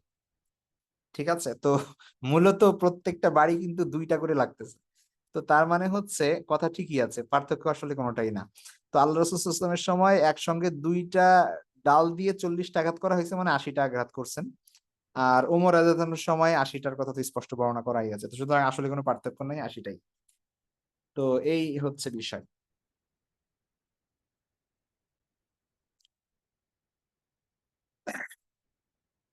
আচ্ছা, চুরির শাস্তি, চুরির কথা কোরআনের মধ্যে বলা হয়েছে, ওয়াস-সারিকু ওয়াস-সারিকাতু ফাকতাউ আইদিয়াহুমা জাযাআম বিমা কাসাবা নাকালাম মিনাল্লাহি ওয়াল্লাহু আজিজুন হাকীম। যে চুরি কারী পুরুষ এবং যে চুরি করে মহিলা, তাদের উভয়ের হাত কেটে দাও। ফাকতাউ আইদিয়াহুমা, উভয়ের হাত কেটে দাও। এটা হচ্ছে যে শাস্তি স্বরূপ, যা তারা কি করছে, মানে যে অপরাধ তারা সংগঠিত করছে, সেটার শাস্তি স্বরূপ আল্লাহর পক্ষ থেকে এটা তাদের জন্য শাস্তি স্বরূপ। সেটা সেটা আল্লাহর পক্ষ থেকে এটা হুঁশিয়ারি, কি তাদের কৃতকর্মের সাজা হিসেবে। সূরা মায়েদার ৩৮ নম্বর আয়াত। তো চুরির শাস্তি সম্পর্কে হাদিসও আছে। আল্লাহ রাসূল সাল্লাল্লাহু আলাইহি ওয়াসাল্লামের সময়ে একজন মহিলা চুরি করলো। তো সে আবার সম্ভ্রান্ত বংশের ছিল আর কি। হ্যাঁ, তো তার যে গোত্রের লোকেরা তারা সবাই মানে এটা মানতেই পারলো না যে চুরির কারণে এই মহিলার হাত কাটা যাবে, এটা কোনো কথা। আমরা যত আমাদের টাকা পয়সার অভাব নেই, আমরা ক্ষতিপূরণ দিব, সমস্যা নাই, কিন্তু হাত কেটে দেবে। তো তখন তারা বিভিন্ন মানে আল্লাহ রাসূল সাল্লাল্লাহু আলাইহি ওয়াসাল্লামের কাছে কিভাবে বলবে, এটা বলার তো সাহস কারো নাই। তো তারা খুঁজলো যে আল্লাহ রাসূল সাল্লাল্লাহু আলাইহি ওয়াসাল্লামের সব থেকে প্রিয় মানুষ আছে কে। যায়েদ ইবনে হারিসা রাদিয়াল্লাহু আনহুর ছেলে উসামা রাদিয়াল্লাহু তাআলা আনহু, যাকে আল্লাহ রাসূল সাল্লাল্লাহু আলাইহি ওয়াসাল্লাম মানে সব থেকে বেশি ভালোবাসতেন। ঠিক আছে? আমরা যদি সাহাবীদের জীবনী জানি তাহলে বুঝতে পারবো যে উসামা রাদিয়াল্লাহু আনহু এবং যায়েদ ইবনে হারিসা তারা আল্লাহ রাসূলের কতটা কাছের ছিল, কতটা কাছের। তো উসামা রাদিয়াল্লাহু আনহুর কাছে সবাই গেল। গিয়ে তারপরে ওকে বলল যে, তাকে বললেন যে আপনি একটু সুপারিশ করেন। তো উসামা রাদিয়াল্লাহু আনহু রাসূল সাল্লাল্লাহু আলাইহি ওয়াসাল্লামের কাছে গিয়ে সুপারিশ করলো ওই মহিলার ব্যাপারে। আল্লাহ রাসূল সাল্লাল্লাহু আলাইহি ওয়াসাল্লাম রেগে গেলেন। রেগে তারপরে তাকে বললেন যে মানে তুমি এর ব্যাপারে আমাকে সুপারিশ করছো, অথচ পূর্ববর্তী তোমাদের পূর্বের লোকেরা উম্মতরা ধ্বংস হয়েছে এই কারণে যে যখন তাদের মধ্যে যখন কোনো অপরাধ সংঘটিত হতো তখন নিম্ন শ্রেণীর লোকদের উপর তারা শরীয়তের শাস্তি কায়েম করত, আর যারা ভদ্র মানে উচ্চ বংশের তাদেরকে তারা রেহাই দিত। তো তখন আল্লাহ সাল্লাল্লাহু আলাইহি ওয়াসাল্লাম বললেন যে ওয়াল্লাযী নাফসি বিয়াদিহি, যে ওই আল্লাহর ওই সত্তার কসম যার হাতে আমার প্রাণ, লাউ ফাতিমাতু ফাআলাত যালিকা লা কাতাতু ইয়াদাহা, যদি আমার মেয়ে ফাতিমাও এই কাজ করতো আমি অবশ্যই তার হাত কেটে দিতাম। তো তো পরবর্তীতে ওই মহিলার হাত কেটে ফেলা হয় শাস্তি স্বরূপ। তো এটা আল্লাহ রাসূল সাল্লাল্লাহু আলাইহি ওয়াসাল্লামের হাদিস দ্বারা প্রমাণিত, তার প্র্যাকটিক্যালি এটার আমল আছে। আচ্ছা, ডাকাতি বা হাইওয়ে রবারি, এটার ৪ ধরনের শাস্তির কথা উল্লেখ আছে। কোথাও হত্যার কথা বলা হয়েছে, কোথাও শুলবিদ্ধকরণ, তারপর কোথাও হাত-পা বিপরীত দিক থেকে কেটে ফেলার কথা বলা হয়েছে, কোথাও নির্বাসিত করার কথা বলা হয়েছে। মূলত আ এটা ডিপেন্ড করছে আ ডাকাতি আসলে তো বিভিন্ন রকমের হইতে পারে। ঠিক আছে? লঘু থেকে অনেক গুরুতর লেভেলের হইতে পারে। মানুষের ডাকাতির মধ্যে মানুষের সম্পদও নষ্ট হইতে পারে, আবার সম্পদের সাথে, সাথে জীবন নাশও হইতে পারে। তো ডিপেন্ড করছে আসলে কোন ধরনের অপরাধ তারা সংঘটিত করছে। ঠিক আছে? তো সেই অনুযায়ী তাদেরকে শাস্তি দেওয়া হবে। এই ৪ ধরনের শাস্তি দেওয়া হতে পারে। ডিপেন্ড করছে যে আসলে কোন টাইপের অপরাধ তারা সংঘটিত করেছে। যাক, এখানে ডিটেইলস এ হাদিস আছে, সেটা একটু পড়ে নিয়েন। আচ্ছা, তারপরে আরো কিছু বিষয়, যেমন ধরেন মুরতাদ, কোন ব্যক্তি ইসলাম ধর্ম ত্যাগ করলে তাহলে তার শাস্তি মৃত্যুদণ্ড। আ এইটা এইটাও আছে। ঠিক আছে? অর্থাৎ এটার ক্ষেত্রে হচ্ছে ধরেন কেউ যদি ইসলাম গ্রহণ না করে তার জন্য এটা প্রযোজ্য হবে না। বরং কেউ যদি ইসলাম ধর্ম গ্রহণ করে, ইসলাম পালন করে, মুসলিম হিসেবে নিজেকে স্বীকৃতি দেয়, তারপরে যদি সে ইসলাম থেকে বের হয়ে যায়, এটা হচ্ছে তখন তার উপর সেই শাস্তি প্রযোজ্য হবে। ঠিক আছে? তো এটা শাস্তি মৃত্যুদণ্ড। হাদিসের মধ্যে ব্যাপারে আছে যে যে ব্যক্তি ধর্ম ত্যাগ করে তাকে হত্যা করো, এবং এ ধরনের কিছু হাদিস আছে। যদিও এই হাদিসগুলো নিয়ে অনেক ডিবেটও আছে। আ অনেক স্কলার বলেন যে না এটা না। কিন্তু অধিকাংশ স্কলারের মতে এই মতই। ঠিক আছে? তো তারপরে হচ্ছে রাসূল সাল্লাল্লাহু আলাইহি ওয়াসাল্লামকে গালি দেয় বা হচ্ছে যারা রাসূল সাল্লাল্লাহু আলাইহি ওয়াসাল্লামকে অপমান করে তাদের শাস্তিও মৃত্যুদণ্ড। এ ব্যাপারে আ উম্মাহের ইজমা আছে। ঠিক আছে? তো এটাও খুব সিরিয়াস একটা অপরাধ ইসলামের দৃষ্টিতে। আচ্ছা, তো এই বিষয়গুলো মূলত যেগুলো আমরা ইসলামে শরিয়তে যেগুলো নির্ধারিত শাস্তি হিসেবে পাই আমরা এই জিনিসগুলোই, হ্যাঁ? কিছু আছে ব্যাখ্যা সাপেক্ষ, কিছু আছে খুবই সুস্পষ্ট বিষয় এখানে।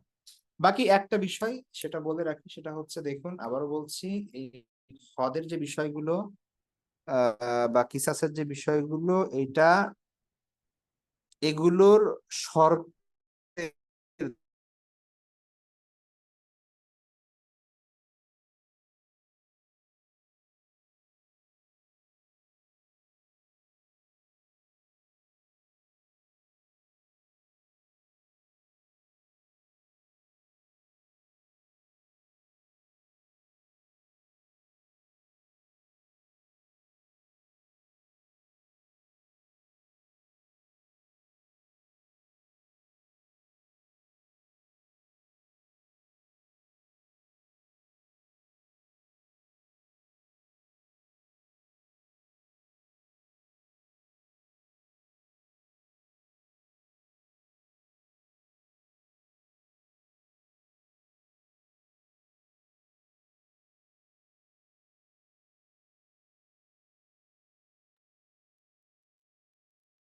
তো এখানে যে হদ অথবা কিসাসের কথা বলা হলো, আমাদের মাথায় রাখতে হবে খুব ভালো করে যে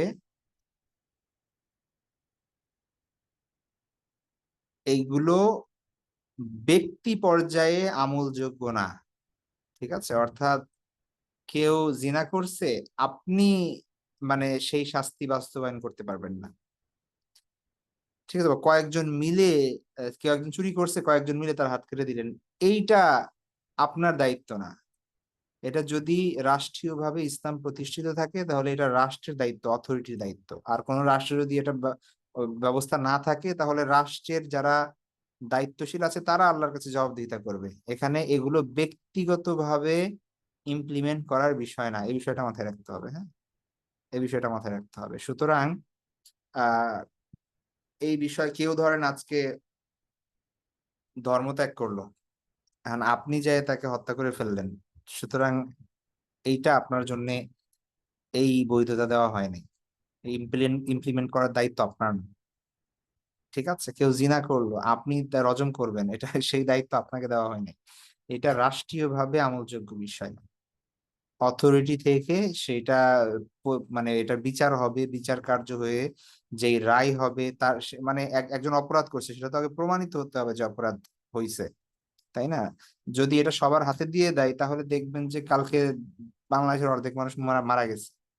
যে যার সাথে শত্রুতা আছে সবাই তাকে মেরে বলবে যে আমার এটা, সে এই করছে, সে সেই করছে, ও চুরি করছে, এটা তার ইচ্ছা মতো, এটা জুলুম জুলুম করা হবে সবার উপর।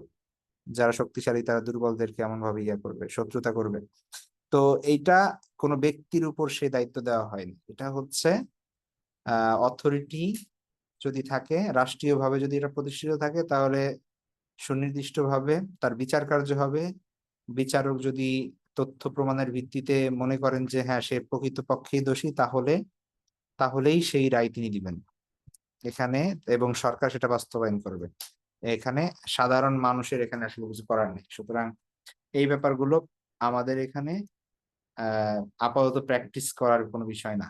ঠিক আছে, তো সেই ব্যাপারটা মাথায় রাখতে হবে। আচ্ছা, তারপরে হচ্ছে আমরা যাই ইসলামী বিচার ব্যবস্থার বৈশিষ্ট্য। বৈশিষ্ট্যের কথা বলতে গেলে সময় খুব বেশি নাই, খুব দ্রুত যেতে হচ্ছে। ইসলামের বিচার ব্যবস্থা প্রথমত, এটার আর কি বৈশিষ্ট্যের কথা দরকার আমাদের, যে এর থেকে বড় বৈশিষ্ট্য আর কি হতে পারে, যেটা স্বয়ং আল্লাহ সুবহানাহু ওয়া তাআলা এই বিচার ব্যবস্থা আমাদেরকে দিয়েছেন, এই নীতিমালা আমাদেরকে দিয়েছেন স্বয়ং আল্লাহ সুবহানাহু ওয়া তাআলা, যিনি আমাদের সৃষ্টি করেছেন, যিনি আমাদের অতীত বর্তমান ভবিষ্যৎ জানেন, যিনি প্রকৃতপক্ষে কোথায় কল্যাণ আছেন সেই বিষয়গুলো জানেন। সুতরাং তার থেকে কোনো বড় বিচারকও নাই, তার থেকে কোনো বড় জ্ঞানীও নাই, তার থেকে কোনো বড় ধরনের মানে আরো ভালো কোনো ফর্মুলা বের করতে পারে এমন কোনো কিছুই নাই, কোনো কম্পেয়ার যোগ্য না। সুতরাং আল্লাহর বিধানের সাথে কোনোভাবেই অন্য পৃথিবীর অন্য কোনো মানুষের বিধান এটা কম্পেয়ারও করা যাবে না। ঠিক আছে, ইমানের জায়গা থেকে। তো প্রথমত ইসলামী যে বিচার ব্যবস্থা সেটা মেইনলি হচ্ছে, সেটা হচ্ছে প্রতিরোধমূলক। হ্যাঁ, প্রতিরোধমূলক। তো অর্থাৎ ইসলাম অপরাধকে খোলা রেখে, তারপর অপরাধের পথ খোলা রেখে অপরাধ করার সুযোগ দেয় না। অপরাধ অপরাধের পথও ইসলাম বন্ধ করে, এবং তারপরেও যদি কেউ করে তার জন্য কঠোর ব্যবস্থা গ্রহণ করে। ঠিক আছে, আমাদের সমাজে যদি দেখি তাহলে আমাদের সমাজ ব্যবস্থা এমন যে এখানে জিনা হবেই, কিছু করার নাই। মানে আপনি আপনি চিন্তা করেন আমেরিকায় বা অন্য যে কোনো ইউরোপিয়ান কান্ট্রি যাদেরকে খুব ভালো মনে করা হয়, ভালো দেশ মনে করা হয়, আপনি যদি খোঁজ নেন যে প্রতি বছর কত মানুষ সেখানে ইয়ার শিকার হচ্ছে, মানে কি বলে তা, সেখানে তাদেরকে রেপের শিকার হচ্ছে, ধর্ষণের শিকার হচ্ছে, হত্যার শিকার হচ্ছে। ঠিক আছে, তো ইসলাম যে জিনিসটা করে সেটা হচ্ছে ধর্ষণের করার পথ বা হচ্ছে জিনার পথ সেটাও বন্ধ রাখে। ইসলাম পুরুষদেরকে বলেছে যে দৃষ্টি সংযত করতে, মেয়েদেরকে বলেছে পর্দা করতে, দৃষ্টি সংযত করতে। এবং আচার ব্যবহারে আলাদা কি করে দিয়েছে, এটিকেটস দিয়ে দিয়েছে যে তুমি এর সাথে কথা বলতে পারবা না, তুমি এর সাথে দেখা করতে পারবা না। এই মানুষের বাইরে তুমি তোমার বাসার বাইরে যাইতে হলে গার্ডিয়ানের অনুমতি লাগবে। এত এত মাইলের বেশি সফর করতে হলে তোমার সঙ্গে পুরুষ গার্ডিয়ান থাকতে হবে। এত কিছু রুলিং দিয়ে রাখছে যাতে করে এই জিনিসগুলো না হয়। তো সুতরাং ইসলামে এই জিনিসগুলো ফলো করা হইলেই দেখবেন অপরাধ অটোমেটিক বন্ধ হয়ে গেছে, হবেই না। তারপরেও যদি কেউ স্বেচ্ছাচারিতা করে বা হচ্ছে এক্সট্রিম লেভেলের অপরাধ সংগঠিত করে, অর্থাৎ তারপরেও যদি কেউ অপরাধ সংগঠিত করে তাহলে তার জন্য কঠিন শাস্তি। ঠিক আছে? তো আর অন্যদিকে আমরা এখন বর্তমানে যেটা দেখছি সেটা হচ্ছে সমাজই উন্মুক্ত করে দিচ্ছে যে অপরাধ করো। ঠিক আছে? মানে রাষ্ট্রীয় ব্যবস্থা এমন যে অপরাধ করার হাজারো সুযোগ সামনে তৈরি আছে। মানুষ চাইলেও অপরাধ থেকে বের হয়ে যাইতে পারে না। ঠিক আছে? এমন একটা অবস্থা। তো ইসলামের বিষয়টা হচ্ছে প্রতিরোধমূলক। ইসলাম অপরাধের পথ খোলা রাখে না। দ্বিতীয় হচ্ছে ইনসাফ ভিত্তিক। এখানে ভারসাম্য রক্ষা করে চলে। যে অপরাধী এবং যাদের বিরুদ্ধে যে অপরাধী সে তাকেই ইসলাম ধরবে। ঠিক আছে? তো এখানে সামান্যতম কোন ধরনের মানে এখানে স্বজনপ্রীতিরও সুযোগ নাই। আ সুতরাং আইনের দৃষ্টিতে এখানে সবাই সমান। ছোট, বড়, ধনী, গরিব, সাদা, কালো সবার জন্য ইসলামের একই শাস্তির বিধান। ঠিক আছে? আ যেখানে আল্লাহ রাসূল সাল্লাল্লাহু আলাইহি ওয়াসাল্লাম সরাসরি বলছেন যে, ফাতিমা আমার মেয়ে ফাতিমাও যদি চুরি করত তাহলে তার শাস্তি সে হিসেবে হাত কেটে দিতাম। তো ইসলামে এই বিষয়টাও দেখা হয় যে কেউ যেন অপরাধের মানে সুযোগ বুঝে কারো নামে আ ইয়াও না করতে পারে আপনার তোহমত বা হচ্ছে অপবাদও না দিতে পারে। আবার অপরাধ যেন প্রকৃতপক্ষে সংগঠিতও না হয়। সে ২ দিক থেকেই ইসলাম বিষয়টাকে দেখে। ঠিক আছে? আবার যেমন ধরেন চোরের শাস্তি ইসলামে হাত কাটা। কিন্তু এখানে অনেক শর্ত আছে। কেউ যদি ক্ষুধার তাড়নায় চুরি করে তাহলে সেই শাস্তি দেওয়া হয় না। ঠিক আছে? এভাবে কিছু বিষয় আছে যেগুলো সাহাবীদের থেকে প্রমাণিত। সেই সময়ের আমল থেকে। সুতরাং আ এগুলো ডিপেন্ড করছে যে আসলে ইনসাফ প্রতিষ্ঠা হবে প্রকৃতপক্ষে। সেইভাবেই মূলত ইসলামের বিধানগুলো দেওয়া। তারপরে সংশোধনমূলক। ইসলাম চেষ্টা করে মানুষকে সংশোধন করতে। অপরাধীকে তওবা করার সুযোগ দেয় এবং সেই তওবা করলে খালেস নিয়তে আল্লাহ সুবহানাহু ওয়া তাআলা ক্ষমা করে দেন। সুতরাং এই সকল বিষয় হচ্ছে ইসলামের বিধিবিধানের মধ্যেই আছে। এটা মানুষের তৈরি বিধিবিধানে এই দিকগুলো সবগুলো মানাও হয় না, এটা সম্ভবও না। ঠিক আছে? আবার যেমনিভাবে ইসলামের শাস্তিগুলো ইনসাফ ভিত্তিক, তেমনিভাবে এটা কঠোর এবং দৃষ্টান্তমূলক। আল্লাহ সুবহানাহু ওয়া তাআলা মানুষকে বলেছেন এই শাস্তিগুলো অবজার্ভ করতে। মানুষের সামনেই যেন জিনার শাস্তি দেওয়া হয়, চুরির শাস্তি দেওয়া হয় যাতে করে মানুষ শেখে যে এটা দৃষ্টান্ত হয়ে থাকে যেন কেউ আর এটা সাহস করতে না পারে। ঠিক আছে? তো এই হচ্ছে মূলত আ ইসলামের পেনাল কোড অথবা শাস্তি ইসলামের যে মানে অপরাধমূলক যে শাস্তিগুলো আছে সেই সংক্রান্ত বিধিবিধান।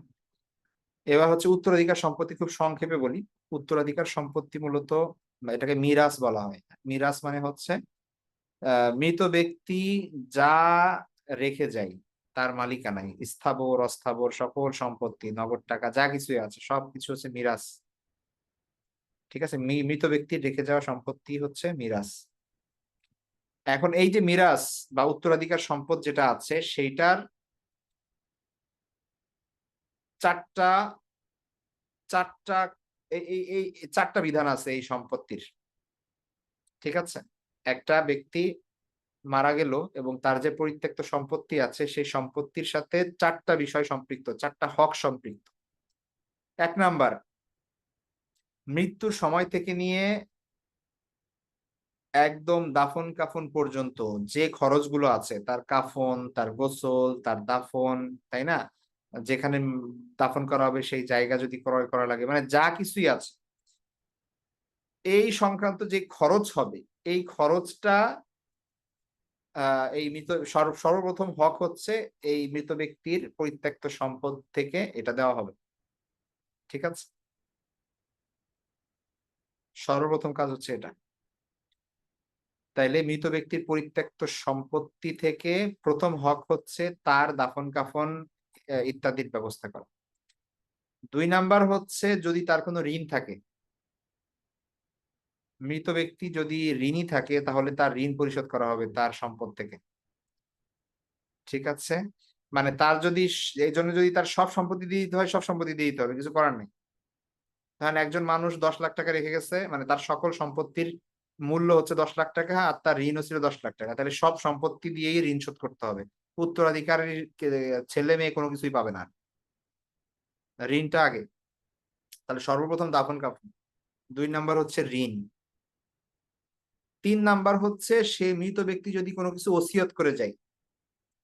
বলে গেল সে মৃত্যুর আগে ওসিয়ত করে গেল যে, আ আমার মৃত্যুর পরে তোমরা আমার সম্পত্তি থেকে এত পরিমাণ টাকা এতিমখানায় দিয়ে দিও। অথবা আমার টাকা দিয়ে একটা মসজিদ করো, আমার টাকা দিয়ে একটা মাদ্রাসায় করো। বা যা কিছু একটা বলে গেল সে। এইটাকে বলে মৃত্যুর পূর্বে কোন কিছু বলে যাওয়া, এটাকে বলা হয় ওসিয়ত। তাহলে সে যদি কোন কিছু বলে যায়, তাহলে সেই ওসিয়ত পূরণ করা হবে বাকি সম্পদ দিয়ে। অর্থাৎ তার দাফন-কাফন, তার ঋণ এখন হচ্ছে আ বাকি যে সম্পত্তি আছে সেটার। তবে এখানে একটা বিষয় আছে, সেটা হচ্ছে ওসিয়ত পূরণ করা হবে ৩ ভাগের ১ ভাগ সম্পত্তি দিয়ে। সব না। ঠিক আছে? অর্থাৎ সে বলে গেছে আমার সব সম্পত্তি দান করে দিবা। এটা মানা হবে না। সর্বোচ্চ ৩ ভাগের ১ ভাগ দিয়ে তার ওসিয়ত পূরণ করা হবে। কারণ আ এখানে তার ছেলে-মেয়েরও হক আছে। তার নিকট-আত্মীয়দেরও হক আছে। সুতরাং সবকিছু দেওয়া হবে না। ওসিয়ত যদি করে যাই তাহলে সেখান থেকে ৩ ভাগের ১ ভাগ দিয়ে তার ওসিয়ত পূরণ করা হবে। এই ৩ টা জিনিস গেল। একটা হচ্ছে দাফন-কাফন, ২ নাম্বার হচ্ছে ঋণ, ৩ নাম্বার হচ্ছে ওসিয়ত। এইগুলো হওয়ার পরে যদি সম্পদ বাঁচে, তাহলে হচ্ছে পরিত্যক্ত বাকি যে সম্পদ আছে সেটা ওয়ারিসদের মাঝে বন্টন করা হবে। তার যে ছেলে, মেয়ে, বউ, তারপরে হচ্ছে অন্যান্য যে আত্মীয়স্বজন আছে, কুরআন এবং সুন্নাহের আলোকে তাদের মধ্যে বন্টন করা হবে। এখন কুরআন এবং হাদিসে যে বিষয়গুলো আছে সেগুলো একটু জটিল। এটা একটা ক্লাসে এভাবে বলা সম্ভব না। ঠিক আছে? ধরেন স্বামী কতটুকু, একজন ওয়াইফ মারা গেল। তাহলে স্বামী কতটুকু পাবে? এটা ডিপেন্ড করতেছে যে তাদের সন্তান আছে কি নাই। আবার একজন হাসব্যান্ড মারা গেল, ওয়াইফ কতটুকু পাবে তার সম্পত্তির? এটা ডিপেন্ড করতেছে তার সন্তান আছে কি নাই। ঠিক আছে? তারপরে একজন মানুষ মারা গেল, তার বাবা বেঁচে আছে। তাহলে সে বাবা কতটুকু সন্তান প আ পা স সম্পত্তি পাবে? এটাও ডিপেন্ড করতেছে যে এই লোকের যে মারা গেছে তার সন্তান আছে কিনা। তো এগুলো অনেক কিছু ডিপেন্ড করে। দেখা যাচ্ছে যে একজন থাকলে একজন কম পায়, না থাকলে বেশি পায়। ঠিক আছে? এরকম বিভিন্ন বিষয় আছে। তো এগুলো প্রত্যেকটা মানুষ আ একজন আরেকজন থেকে আলাদা। একজন রেখে গেছে শুধু মেয়ে, আরেকজন রেখে গেছে শুধু ছেলে, আরেকজন রেখে গেছে ছেলে-মেয়ে, আরেকজনের ছেলে-মেয়ে কেউ নাই। তাইলে নিকট আত্মীয়স্বজন কারা আসলে কি পাবে? এটা ডিপেন্ড করছে একেকজনের একেক রকম। তো কেউ যদি জানতে চান তাদের নিজেদের অবস্থা বলতে হবে। যে আমার বাবা মারা গেছে, তার হচ্ছে ৫ জন সন্তান আছে, ২ জন ছেলে, ৩ জন মেয়ে, তার ওয়াইফ আছে মানে মা আছে, আর ইত্যাদি ভাই-বোন আছে ইত্যাদি, ইত্যাদি, ইত্যাদি। তো তখন আমরা কি করব সেটা হিসাব নিকাশ করে, এটা হিসাব নিকাশের বিষয় আরকি। হিসাব নিকাশ করে তাহলে বলব যে এত পার্সেন্ট পাবে এ, এত পার্সেন্ট পাবে ও, এত পার্সেন্ট পাবে ইত্যাদি, ইত্যাদি। ঠিক আছে? তো এটা যদি কারো যদি জানা দরকার হয় আমাদেরকে মেসেজ দিতে পারেন। আপাতত এইভাবে এমন কোন রুল নাই যে একটা কথা বললে সবার জন্য প্রযোজ্য হবে। এটা প্রত্যেকটা মানুষের আলাদা, আলাদা ভ্যারি করে তাদের সিচুয়েশন। ঠিক আছে? বাকি যেই জিনিসটা এখানে বলা উচিত সেটা হচ্ছে যে এই যে অধিকারগুলো আল্লাহ সুবহানাহু ওয়া তাআলা দিয়ে দিয়েছেন, এটা সরাসরি কোরআনের আয়াত দ্বারা। এখানে মানে কোন ধরনের সুযোগ নাই স্বেচ্ছাচারিতার। ঠিক আছে? অনেক ধরনের স্বেচ্ছাচারিতা আছে আমাদের সমাজে। বিশেষ করে মানে বোনদেরকে ভাগ দেওয়া হয় না সম্পত্তি। ঠিক আছে? মানে বোনরা লজ্জায় চায়ও না। বা অনেক জায়গায় আছে এটা মানে চাওয়াটাকে দোষণীয় মনে করা হয়। আল্লাহকে ভয় করতে হবে। কেউ যদি আল্লাহকে বিশ্বাস করে, পরকালকে বিশ্বাস করে, তার উচিত যে অন্যের সম্পত্তি যেন আত্মসাৎ না করে। ঠিক আছে? আপনার বোন আপনার কাছে চাইলো না, আপনার বাবার সম্পত্তি আপনার ভাইয়েরা আপনারা মিলে খেয়ে ফেললেন। বোন কখনো চাইলেও না লজ্জার কারণে। এটা কিন্তু কিয়ামতের দিন দিতে হবে ফেরত। এত সহজ না বিষয়টা। এটা ঋণ থেকে গেল। ঠিক আছে? তো এরকম আরো অনেক বিষয় আছে। এই বিষয়গুলো আমাদের কি করতে হবে? কেউ যদি একটা পয়সাও আরেকজনেরটা ভোগ করে থাকেন বা আত্মসাৎ করে থাকেন সেটা কিয়ামতের দিন হিসাব হবে। জমি জমা বাপের সম্পত্তি এরা তো প্রশ্নই আসে না, সেটা তো আছেই। ঠিক আছে? তো সেই বিষয়গুলো আমাদের খেয়াল করতে হবে। আল্লাহ সুবহানাহু ওয়া তাআলা কোরআনে এই ব্যাপারে সুস্পষ্ট বলেছেন। কোরআনে মিরাসের যে উত্তরাধিকার সংক্রান্ত আয়াতগুলো আল্লাহ নাযিল করার পরে আল্লাহ বলছেন, "তিলকা হুদুদুল্লাহ" এইগুলো হচ্ছে আল্লাহর নির্ধারিত সীমা। ওয়ামাই ইউ ওয়ামাই ইউতিইল্লাহ ওয়া রাসূলাহু ইউদখিলহু জান্নাতিন তাজরি মিন তাহতিহাল আনহার খালিদিনা ফিহা ওয়া যালিকা ফাওজুল আযীম। কেউ যদি আল্লাহর বিধান অনুযায়ী চলে, আল্লাহ এবং আল্লাহর রাসূলকে ফলো করে, তাহলে আল্লাহ তাকে জান্নাতে প্রবেশ করাবে। যেই জান্নাতের তলদেশ দিয়ে প্রস্রবণ, ঝর্ণা আ চলছে এবং সেখানে তারা চিরস্থায়ীভাবে বসবাস করবে এবং এটাই হচ্ছে মহা সফলতা। এরপরে আল্লাহ কি বলছেন দেখেন, "ওয়ামাই ইয়াসিল্লাহা ওয়া রাসূলাহু" আর যদি কেউ এই আল্লাহর সীমা লঙ্ঘন করে, ওয়া ইয়াতাআদ্দা হুদুদাহু আল্লাহর দেওয়া এই সীমানা যদি কেউ লঙ্ঘন করে, আল্লাহ এবং আল্লাহর রাসূলের অবাধ্যতা করে, তাহলে ইউদখিলহু নারান সে জাহান্নামে যাবে। আল্লাহ জাহান্নামে তাকে প্রবেশ করাবেন। খালিদান ফিহা সে সেখানে চিরস্থায়ীভাবে থাকবে। ওয়ালাহু আযাবুম মুহিন এবং তার জন্য থাকবে যন্ত্রণাদায়ক অপমানজনক শাস্তি। তো এই আয়াতটা সূরা নিসার ১৩ এবং ১৪ নম্বর আয়াত। আর মিরাসের যে আয়াত সেটা হচ্ছে ১১ এবং ১২ নম্বর আয়াত। তাহলে ১১ এবং ১২ নম্বর আয়াতে আল্লাহ সুবহানাহু ওয়া তাআলা উত্তরাধিকার সম্পত্তি বলার পরেই এই ১৩ এবং ১৪ নম্বর আয়াতে এটা বললেন যে, "তিলকা হুদুদুল্লাহ।" ঠিক আছে? আল্লাহর নির্ধারিত সীমা। সুতরাং খুব সাবধান এখানে প্রত্যেকেই। হ্যাঁ? এটা আ যার হক তাকে সেভাবে বুঝাই দিতে হবে। সমাজে মানুষ দিচ্ছে না এটা কোনো এক্সকিউজই না। ঠিক আছে? যার হক সেটা বুঝাই দিতে হবে। কেউ যদি না দেয় এটার চরম মূল্য দিতে হবে কিন্তু সেটার কিয়ামতের ময়দানে। সুতরাং খুব সাবধান এই ব্যাপারে। তো এগুলো হচ্ছে আমাদের আজকের বিষয়। এগুলো আপনারা একটু পড়বেন, বোঝার চেষ্টা করবেন। আর নেক্সট ক্লাসে ইনশাআল্লাহ আ আমাদের আজকে গেল ১৭ গেল, তাই না? তাহলে আমাদের মুআমালাত শেষ হলো। নেক্সট ক্লাস থেকে মুআশারাত শুরু হবে ইনশাআল্লাহ। তো নেক্সট ক্লাসে আবার দেখা হবে ইনশাআল্লাহ। সেই পর্যন্ত সবাই ভালো থাকবেন, দোয়া করবেন। আসসালামু আলাইকুম ওয়া রাহমাতুল্লাহি ওয়া বারাকাতুহু।